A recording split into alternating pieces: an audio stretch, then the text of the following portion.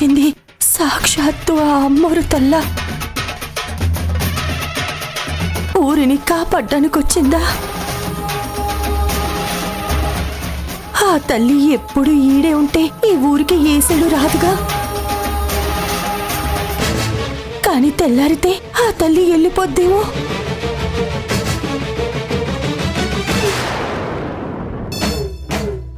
నేను తిరిగొచ్చేదాకా వెళ్ళనని నా మీద ఒట్టేసింది కదా. నేను తిరిగి వెళ్ళను. అమ్మోరు తల్లిని ఈ ఊరు నుండి తిరిగి వెళ్ళనివ్వను.